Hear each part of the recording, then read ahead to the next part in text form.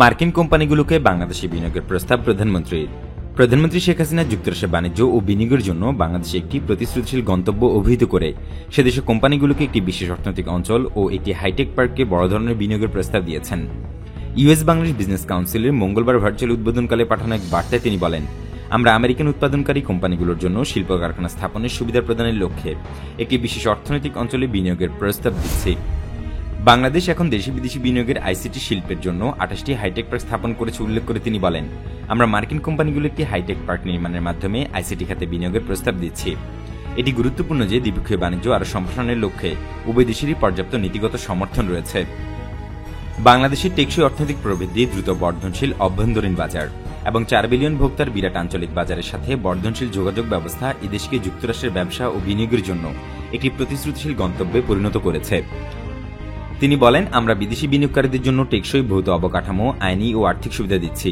আমার সরকার বাংলাদেশে দ্রুত শিল্পায়ন ঘটাতে 100টি বিশেষ অর্থনৈতিক অঞ্চল স্থাপন করেছে। আর আমাদের দেশের গণতন্ত্র ও উন্নয়নের পথযাত্রা যুক্তরাষ্ট্র সবসময় একটি শক্তিশালী অংশীদার হিসেবে আমাদের পাশে থেকেছে। এটা আমাদের রপ্তানির সর্ববৃহৎ গন্তব্য, সরাসরি বিদেশি বিনিয়োগের বৃহত্তম উৎস, আমাদের দীর্ঘদিনের উন্নয়ন অংশীদার এবং প্রযুক্তি ও প্রশিক্ষণের একটি গুরুত্বপূর্ণ উৎস যুক্তরাষ্ট্র। বাংলাদেশ প্রায় $8 বিলিয়ন মূল্যের পণ্য যুক্তরাষ্ট্রে রপ্তানি করে, যার 80% তৈরি পোশাক উল্লেখ করে প্রধানমন্ত্রী জানান, আমাদের রপ্তানিকারকরা গড়ে 16% শুল্ক দেয়। আমরা যুক্তরাষ্ট্র থেকে উল্লেখযোগ্য পরিমাণ সুতা, সয়াবিন ও গমের মতো শিল্প কাঁচামাল ও ভোগ্যপণ্য ক্রয় করি। বাংলাদেশে এইসব পণ্য বিনা শুল্কে আমদানি হয়। তিনি বলেন, বাংলাদেশ আজ বিশ্বের 60টি দেশে $1 বিলিয়ন বেশি আইসিটি পণ্য রপ্তানি করে। এই দেশগুলোর মধ্যে যুক্তরাষ্ট্রের সবচেয়ে বেশি আইসিটি পণ্য রপ্তানি হয় এদেশ থেকে। US AIDS private sector assessment 2019 for Bangladesh এর মতে আইসিটি শিল্প 2025 সাল নাগাদ প্রায় $5 বিলিয়ন পৌঁছাবে।